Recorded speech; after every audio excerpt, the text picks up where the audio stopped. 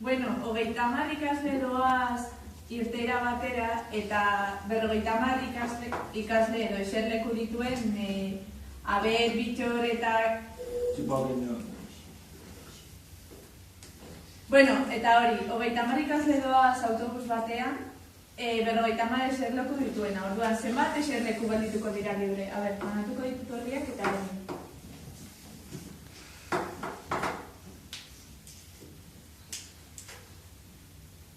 Venga, egin. Kopiatu gabe. Utzi pakean.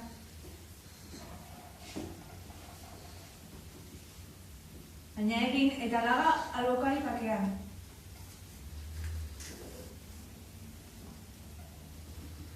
Lagatzeko.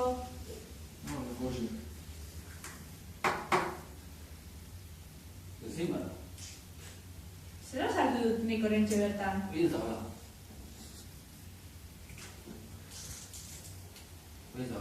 Venga, Jose, egin, zuk zurera.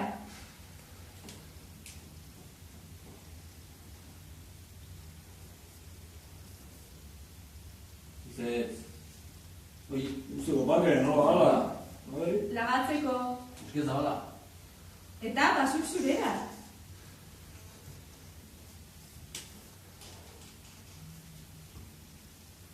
Hau sortzi da. Sortzi da da. Eta bako ere pakean.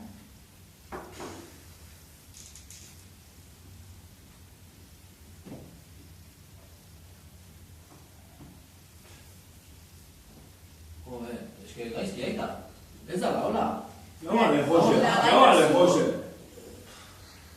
Gaizki aita. Zuk zurera, venga. Zergaitik ez duzu egiten? Biba, aki. Ba, egin? Eskiz da. Zergaitik ez duzu nahi. Perfite. Berdin berda, venga. Neurtez gaizki aita. Bueno, baina bera dago egiten berea, zuk zurea.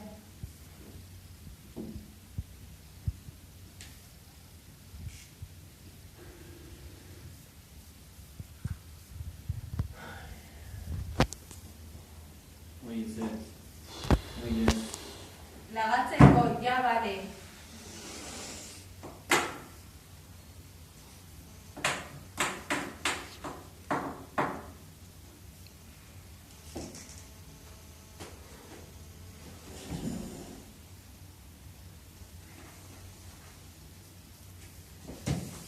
Hau ez da zurea.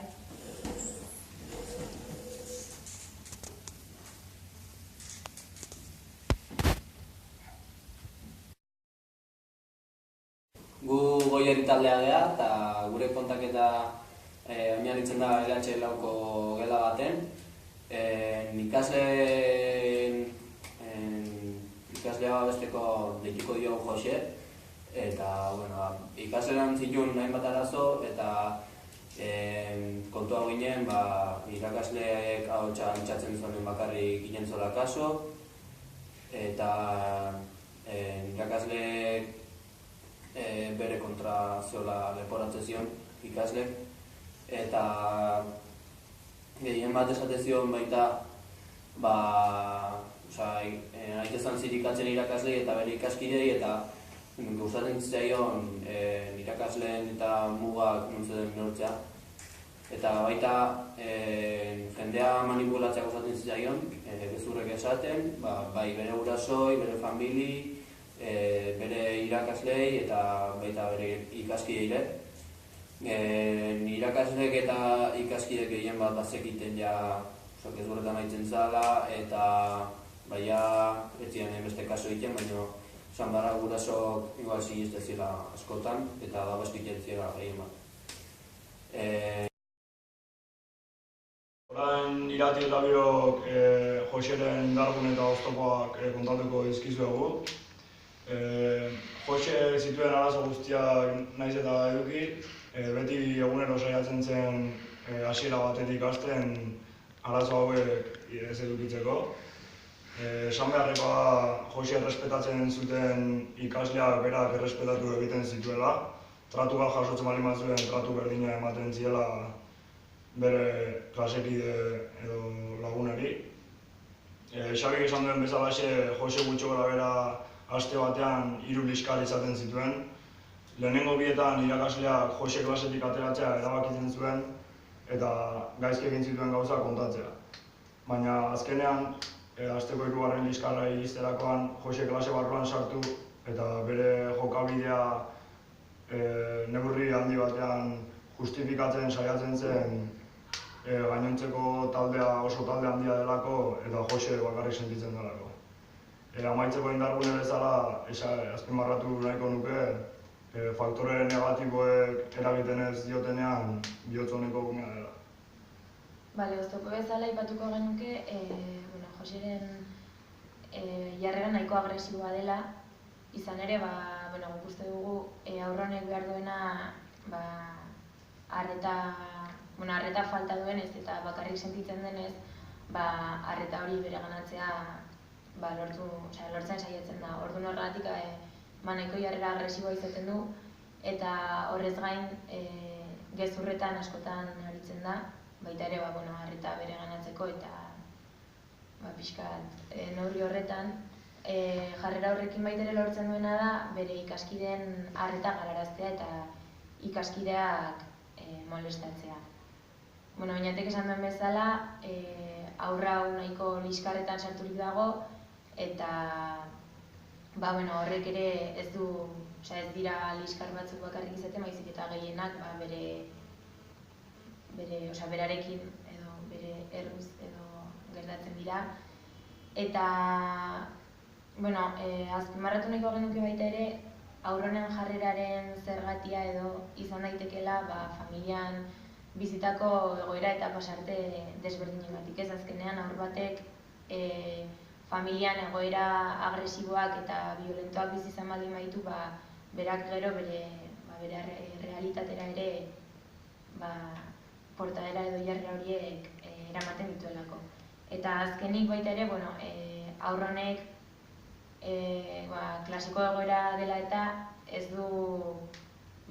du behar bezalako interesik eta motivaziorik, orduan horrek ere bultzatzen du bere jarrera nahiko kaskarra izatea. Egoera honen aurrean hausnarketa bat egin dugu eta orain kepaketan nik hainbat puntu esalduko ditugu. Azpimarratzeko da oztopo asko dituen arren ume honek ere badituela indarguneak. Naiz eta egoera honen aurrean aldatzeko askorik egiten ez duenez oztopak nagusi diren. Baina bertan ere etxeko egoerak eragina du aurrarengan, azkenean bere gurasoek ez dute aldaketarako jarrerek egiten. Eta orduan horrek ere eragina izan dezake. Eta eskola gainera ez ditu baliabide nahikoak ematen, ez duelako inolako interesik horren aurrean, eta ez du inolako aldatzeko jarrerarik ere ez. Eta horrez gain, Irandiko esan bezala aurronek klasiko egoera dela eta interes falta adierazten du. Eta uste dugu eskolaren aldetik ez dela ikasle honen motivazioa pizten. Uste dugu honi aurre egiteko ikasle honen gustoko eduki gehiago landu beharko liratekeela. Eta horrekin ikaslea interes gehiago erakutsiko lukeela.